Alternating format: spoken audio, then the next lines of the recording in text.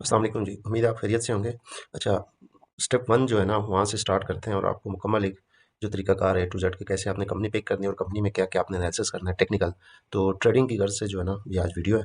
तो मैं पहले कोई भी चीज़ ओपन नहीं करके रख रहा ताकि आपको अंदाज़ा हो हमने कहाँ से जाना है, ठीक है? जब आप गूगल ओपन करते हैं ना तो यहाँ पे आप न्यू टैब पे आ जाएँगे, ठीक है? बाय डिफ़ॉल्ट मेरा जीमेल ओपन है, तो यहाँ पे हालाँकि मैंने शॉर्टकट बनाया हुआ है एससीएस का, लेकिन आपको मैं यहाँ से बताऊँगा आपने एससीएस ट्रेड पे चले जाना है, एससीएस, ठीक है? ये ट्रेड पे, यहाँ पे जब टैप करना है तो ये तरह का इंटरफेस आ जाएगा, यानी कि ऑप्शन आ जाएंगे आपके पास। तो आपने देखना है www.trade.com वाली वेबसाइट पे जाना है, नीचे आप जाएंगे ना तो काफ़ी सारे हैं ना लिंक। तो आपने जो पहला लिंक आ रहा है ना नीचे वेबसाइट आप देख लीजिएगा, ठीक है? एस सी एस ट्रेड पे आपने चले जाना है, ठीक है?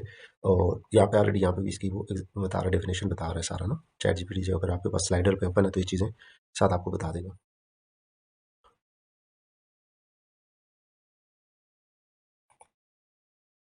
ठीक है? तो इस तरह का इंटरफेस आ जाएगा। अब आपने ना तो तीन विंडो ओपन करनी है, ठीक है?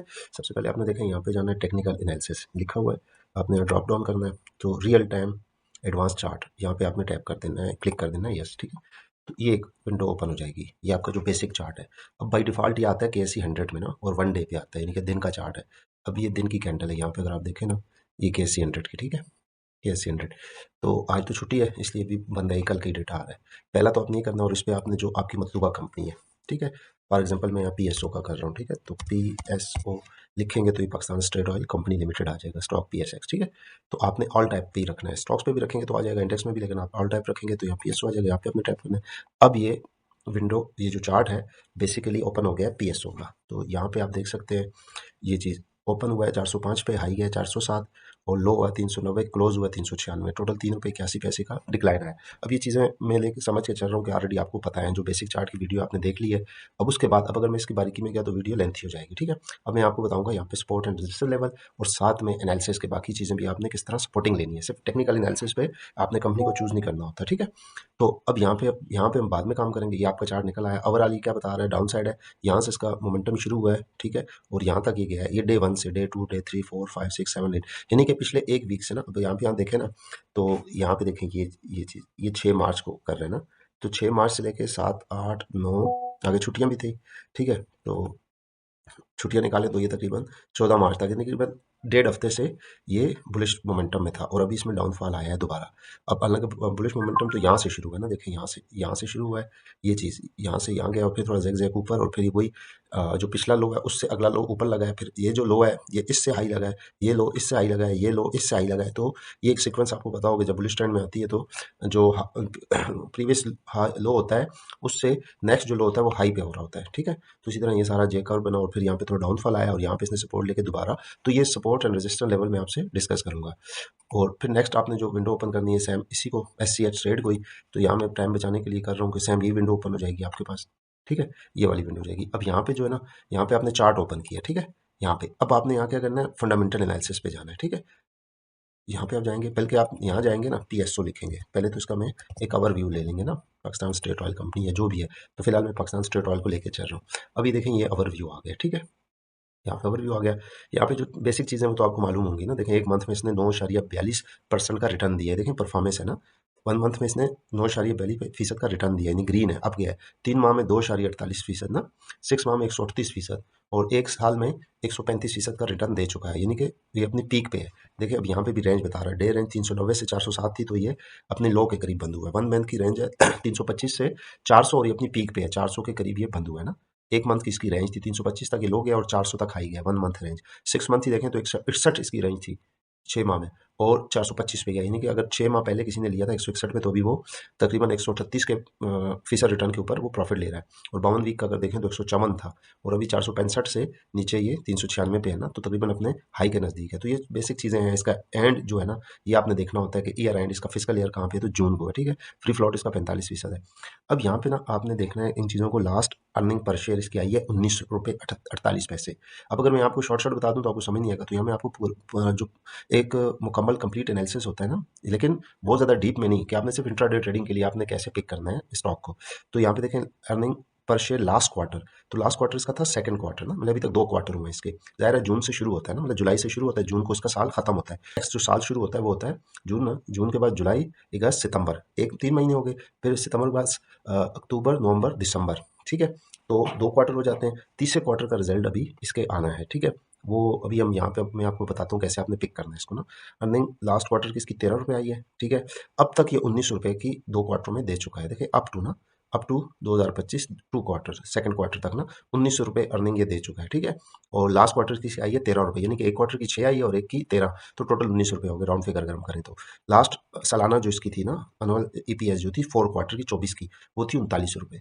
यानी कि यहाँ पे अब आपने क्या समझना होता है, आपने बेसिक चीज़ समझनी है कि पिछले साल की निस्बत इस साल 2 क्वार्टर में इसने 19 रुपये दिए, तो अब इसको पिछले साल को बीट करने के लिए अगले 2 क्वार्टर्स में इसने एटलीस्ट 20 से ऊपर की जो अर्निंग है देगा, तब जाके पिछले साल को ये कंप्लीट करेगा। तो ये बड़ी अहम चीज़ होती है।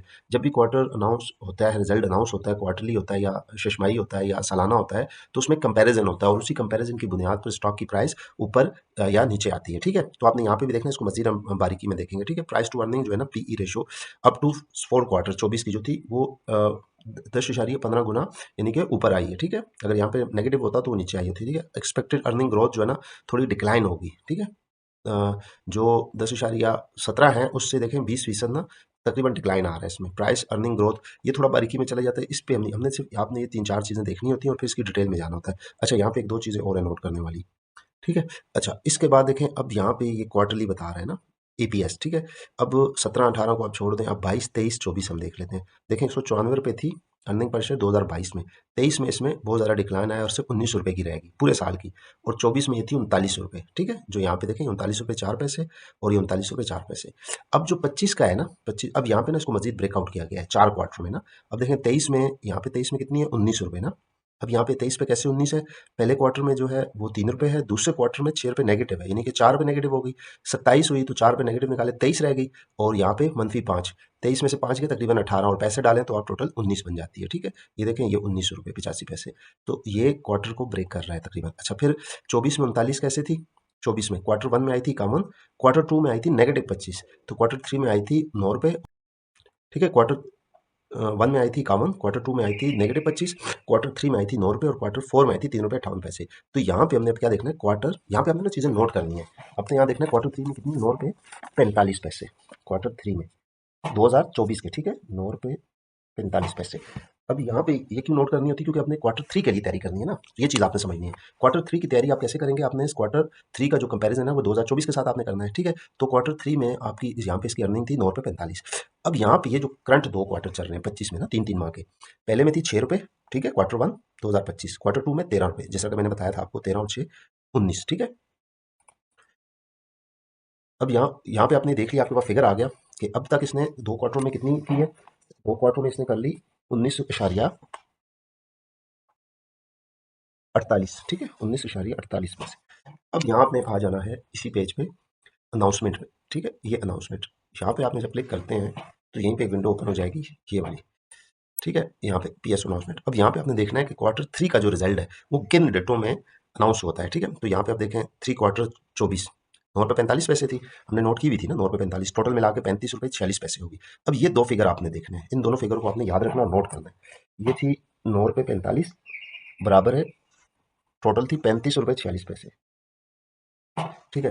तो 35 रुपये 46 पैसे बन गई थी 3 क्वार्टर की टोटल, और ये कब अनाउंस हुआ था 26/4/2024, यानी कि अप्रैल की 26 तारीख। तो आपने क्या करना है, अप्रैल की 20 तारीख 2025, यानी कि 20 का आपने टारगेट रखना है कि 20 के बाद रिजल्ट इसका अनाउंस हो जाता है। तो उसको मजीद वेरीफाई करने के लिए हम देखते हैं थर्ड क्वार्टर 23, ये देखें 27/4, ठीक है, यानी कि 20 के बाद है। अच्छा, मजीद नीचे देखें थर्ड क्वार्टर 22 28/4, ठीक है, थर्ड क्वार्टर 21 29/4, ठीक है, थर्ड क्वार्टर 20 29/4। तो आपका फिगर आपके पास एक आ गया, वेरीफाई हो गया कि यहाँ से आपको पता चल गया कि जिस क्वार्टर से पहले, अभी हमें कैसे पता चलेगा कि तीसरा क्वार्टर है, इसलिए कि हमने यहाँ पिछले पेज पे देख लिया था कि 2 क्वार्टर का रिजल्ट अनाउंस हो चुका है। अब यहाँ पे देखें फुल ईयर 24 और फर्स्ट क्वार्टर 25, हाफ ईयर 25, यानी 2 क्वार्टर का रिजल्ट हो गया। पहले में देखें 6 रुपये थी तो 6 रुपये अर्निंग आई, दूसरे में 13 रुपये थी तो टोटल 19 रुपये 48 पैसे होगी, जो कि हमने नोट की हुई थी। यहाँ तक आपको चीज़ समझ में आ गई कि आपने लिंक कैसे करना है दोनों चीज़ों को।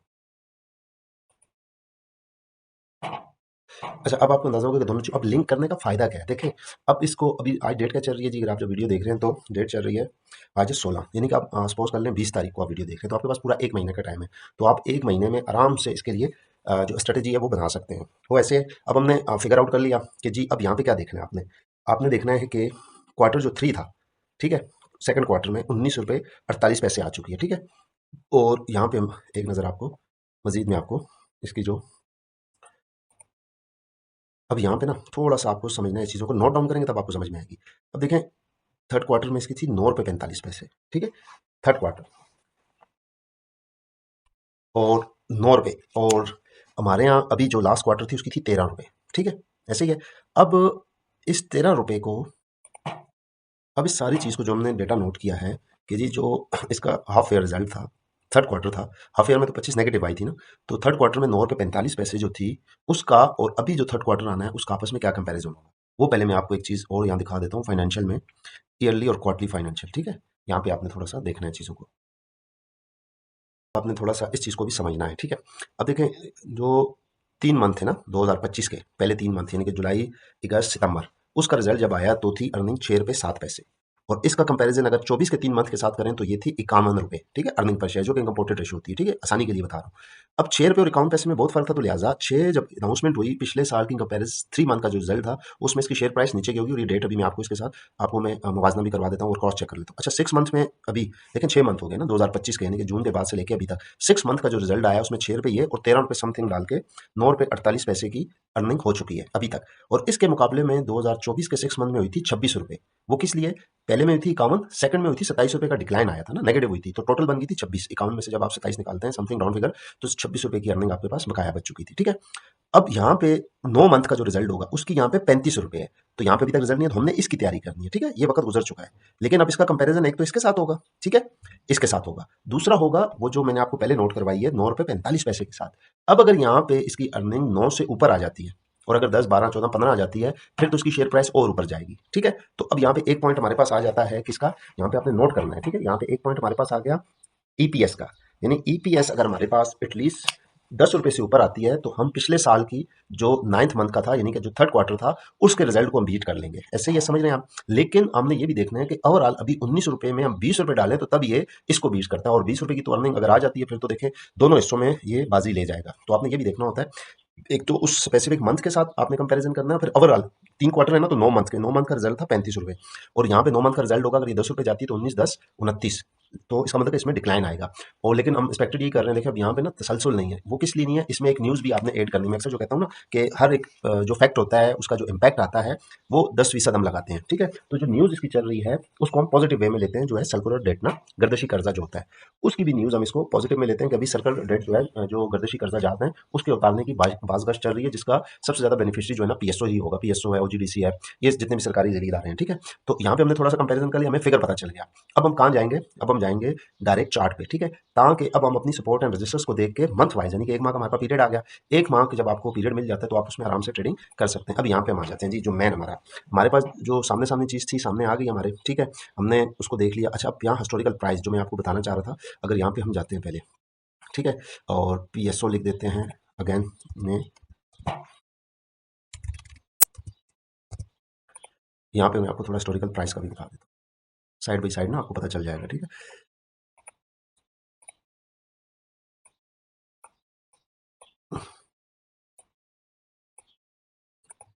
अब यहाँ पे देखें, और यहाँ पे देख लेते हैं हिस्टोरिकल प्राइस, ठीक है जी। अब यहाँ पे क्या डेट थी जी, अनाउंसमेंट में हम जाते हैं